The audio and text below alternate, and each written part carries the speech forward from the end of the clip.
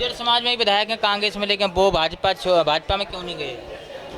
आपकी समझ। देखिए, मैं गए या नहीं गए ये विषय अलग है, लेकिन कांग्रेस गुर्जर समाज की जो जीन्स है वो स्वामी भक्ति के भी हैं और स्वाभिमान के भी हैं। तो जो हमारे साथी हमारे समाज के गए भी हैं तो एक्चुअल में वो स्वामी भक्ति के कारण चले गए हैं, और जिनमें स्वाभिमान था वो कांग्रेस में रह गए। मैं भी उन महाशय से जिन्हें पहले महाराज कहते थे आज भाई साहब हो गए हैं उनसे जुड़ा था। जिनको क्या कहते थे? जिनको पहले महाराज कहते थे आज भाई साहब बोलते हैं, मैं भी उनसे जुड़ा था, लेकिन कहीं ना कहीं मेरा स्वाभिमान रहा, नहीं गया था साथ में। नमस्कार, आप देख रहे हैं राजधानी समाचार। और आज भोपाल के कांग्रेस कार्यालय में बड़ा आयोजन किया गया मध्य प्रदेश की गुर्जर समाज द्वारा। और गुर्जर समाज हमेशा मध्य प्रदेश में चर्चित रहती है और कहीं ना कहीं बहुत सारी विधानसभा बहुत सारे जिलों में दबदबा भी है गुर्जर समाज का। देखते समाज तमाम सामाजिक बंधु हैं गुर्जर समाज के, जिन्होंने कमलनाथ जी से मुलाकात की और जो टिकट की मांग भी की गई 2023 में, ज़्यादा से ज़्यादा टिकटें मिली। विदिशा जिले से हैं गुर्जर जी, हमारे साथ हैं। सबसे पहले मैं अपना परिचय दे देता हूँ। मैं लक्ष्मण सिंह गुर्जर, सेवानिवृत्त उप पुलिस अधीक्षक, निवासी गंज वासुदा, जिला विदिशा। आज कांग्रेस पार्टी के द्वारा गुर्जर समाज का प्रतिनिधि एवं संवाद कार्यक्रम सम्मेलन आयोजित किया गया। उसमें मैं मेरे साथियों के सहित सहभागिता दी। आज हम देखते हैं कि समाज का जो प्रतिनिधित्व है, चाहे शासन स्तर पर हो चाहे प्रशासनिक स्तर पर हो, उतना नहीं है जितना हमारा होना चाहिए। आज मध्य प्रदेश में हमारी जनसंख्या लगभग 80 लाख है, जिसमें हम विधानसभा 53 विधानसभाओं में लीडिंग पोजीशन में हैं और 9 लोकसभा क्षेत्र ऐसे हैं जहां हम लीडिंग पोजीशन में हैं। आज इस प्रतिनिधि सम्मेलन और संवाद कार्यक्रम के माध्यम से हमारी कांग्रेस पार्टी से माननीय कमलनाथ जी से यही मांग है कि हमारी समाज को उचित प्रतिनिधित्व दिया जाए। उचित प्रतिनिधित्व में वर्तमान में विधानसभा की कम से कम 25 सीटों पर हमारा प्रतिनिधित्व दिया जाए, निश्चित हम परिणाम सकारात्मक देंगे कांग्रेस पार्टी के लिए। और मैं तो कहना चाहता हूं, माननीय कमलनाथ जी ऐसे पहले व्यक्ति हैं जिनके साथ पूर्व और भावी भी लगा हुआ है। आज तक आपने नहीं सुना होगा भावी मुख्यमंत्री। कमलनाथ जी ऐसे पहले व्यक्ति हैं जिनके लिए भावी मुख्यमंत्री कहा जाता है। तो जब कहा जा रहा है तो उसको हमें सार्थक बनाना है, उसका परिणाम हमें सकारात्मक देना है। इसके विषय में हम काम करेंगे।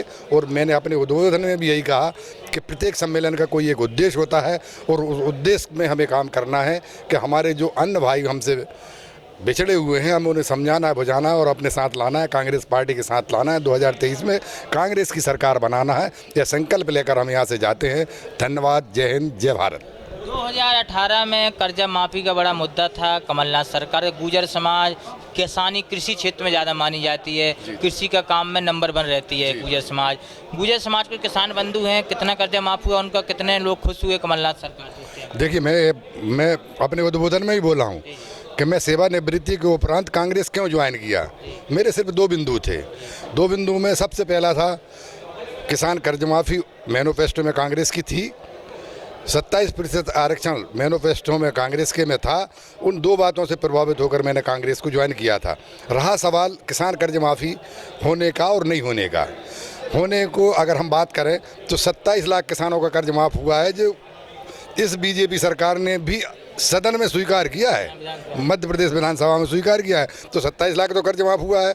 द्वितीय चरण में प्रशासन में रहा हूँ, प्रशासनिक गतिविधि जानता हूँ। शासन का काम घोषणा करना है, प्रशासन का काम उसको पूरा करना है। प्रशासन अपना काम पूरा करती है, लेकिन उसमें कितने किंतु परंतु होते हैं, उनको अलग करना पड़ता है। वो अलग करने के बीच में हमको टाइम लगा। इसी बीच 2 व्यक्तियों के कारण से किसान कर्ज माफ़ी नहीं हो सकी है। कौन है वो 2 व्यक्ति? 2 व्यक्ति, एक वो जिसकी मध्य प्रदेश में कुर्सी मुख्यमंत्री की चली गई थी वो, और दूसरा वो जो ललायत था कि मुझे मुख्यमंत्री की कुर्सी मिलना थी और उसे नहीं मिली।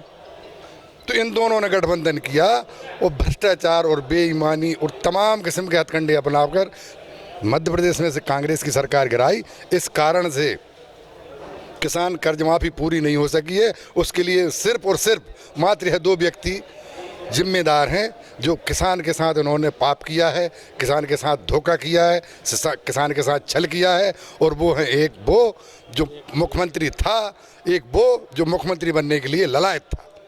कुछ जो विधायक गए हैं कांग्रेस छोड़ के भाजपा में, कांग्रेस आरोप लगाती कि 35 करोड़ रुपए में बिके हैं, 35 करोड़ मिले। आप कैसे मानते हैं आरोपों को? देखिए, धुआं तभी उठता है जब आग लगती है।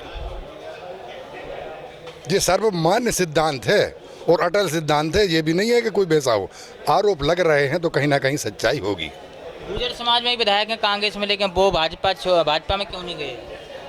आपकी देखिए, मैं गए या नहीं गए ये विषय अलग है, लेकिन कांग्रेस गुर्जर समाज की जो जीन्स है वो स्वामी भक्ति के भी हैं और स्वाभिमान के भी हैं। तो जो हमारे साथी हमारे समाज के गए भी हैं तो एक्चुअल में वो स्वामी भक्ति के कारण चले गए हैं, और जिनमें स्वाभिमान था वो कांग्रेस में रह गए। मैं भी उन महाशय से जिन्हें पहले महाराज कहते थे आज भाई साहब हो गए हैं, उनसे जुड़ा था। क्या कहते थे? जिनको पहले महाराज कहते थे आज भाई साहब बोलते हैं, मैं भी उनसे जुड़ा था। लेकिन कहीं ना कहीं मेरा स्वाभिमान रहा, नहीं गया था साथ में। इस बार क्या स्थिति है महाराज भाई साहब की 23 में? क्योंकि बैजनाथ जो यादव हैं वो जिला पंचायत अध्यक्ष है शिवपुरी के, उन्होंने कांग्रेस ज्वाइन कर ली। देखिए, मैं तो उनके लिए शुभकामनाएं प्रेषित करता हूं कि वो जहां भी रहें, जैसे भी रहें, जहां भी रहें, जैसे भी रहें, कम से कम आप भाई साहब बने रहें। उम्मीद ये है कि शायद भविष्य में भाई साहब नहीं रह पाएंगे, भाई साहब भी नहीं रह पाएंगे, महाराज तो ठीक है, मेरी जहाँ तक सोच है। लेकिन मेरी शुभकामनाएं उनके साथ हैं कि वो भाई साहब बने रहें। बड़े नेता चंबल क्षेत्र से काफ़ी लोग कांग्रेस में आ रहे हैं, चाहे बैजनाथ यादव हो और यादविंद्र सिंह यादव हो, जिला पंचायत सदस्य, पूर्व जिला पंचायत अध्यक्ष। अभी वर्तमान में देखा जाए दीपक जोशी भी आए हैं, पूर्व मुख्यमंत्री बेटे। क्या देख रहे हैं स्थिति? क्या भाजपा में सही नहीं चल रहा है इस समय? देखिए, दीपक जोशी भी मेरे मित्र हैं, यादविंद्र सिंह भी मेरे मित्र हैं। इन दोनों व्यक्तियों से मैं परिचित हूँ। अगर सही चल रहा होता तो वो क्यों आते? आपके प्रश्न में ही उत्तर समाहित है। क्या सही नहीं चल रहा? क्या को हटा दो, सही नहीं चल रहा है। बीडी शर्मा तो कहते हैं इनके जाने से कुछ फर्क नहीं पड़ता है, कोई काम के नेता नहीं है, जो जा रहे थे जाने तो। मेरे अंदाज से तो बीडी शर्मा ही कोई काम के नहीं है। उनके आने के बाद ही बीजेपी की ये हालत हुई है कि कांग्रेस 3 दौड़ों में चली गई। कांग्रेस की भाजपा 3 दौड़ों में चली गई। महाराज, नाराज, शिवराज, उन्हीं के कारण गई है। गुर्जर समाज किधर जा रही है इस बार 2023 विधानसभा? देखिए, गुर्जर समाज तो जा रही है। मैं बता रहा हूँ, जो 27% आरक्षण में बीजेपी ने अड़ंगे लगाए हैं, वो किसी व्यक्ति को खड़ा करके और हमारा 27% आरक्षण रोकती है। तो गुर्जर समाज ही नहीं, पूरा पिछड़ा वर्ग ही खिलाफ है। सब समझ रहे हैं। आज हमारी पंचायत स्तर पर जो रिजर्वेशन की पॉलिसी लाए हैं शिवराज सिंह जी, उससे क्या हमारी दुर्दशा कर दी है। वो तो पंचायत स्तर पे हम सक्षम हैं तो आ गए हैं। मेरी बहू भी सामान्य सीट से, सामान्य नहीं कहूँगा मैं, उसको अनारक्षित कहूँगा। ये सामान्य शब्द में भ्रमित करते हैं हम लोगों को। एक्चुअल में वो शब्द है अनारक्षित। तो अनारक्षित सीट से मेरी बहू खुद सरपंच का चुनाव जीती है, लेकिन वहाँ हम सक्षम थे। अब विधानसभा में ऐसे सक्षम नहीं है या अन्य जगह पे ऐसे नहीं है, लेकिन आरक्षित अगर सीटें रहेंगे, 27% का हमारा आरक्षण है, वो हमें बरकरार किया जाए। और कमलनाथ जी ने किया था और अभी भी वादा है कि हम अगर सत्ता में आते हैं पुनः तो 27% आरक्षण बहाल करेंगे, 2 लाख तक की कर्ज माफ़ी करेंगे। तमाम वो मुद्दे हैं और तमाम वो आरोप हैं जो लगातार गुर्जर समाज उठा रही है, कांग्रेस के साथ खड़े हैं और पूरी समाज कांग्रेस को वोट भी देगी और कहीं ना कहीं टिकटें भी ज़्यादा मांग रहे हैं मध्य प्रदेश विधानसभा चुनाव में। देखना होगा कांग्रेस पार्टी कितनी टिकट देती है। जुड़े मस्तानी की रिपोर्ट, कांग्रेस कार्यालय भोपाल।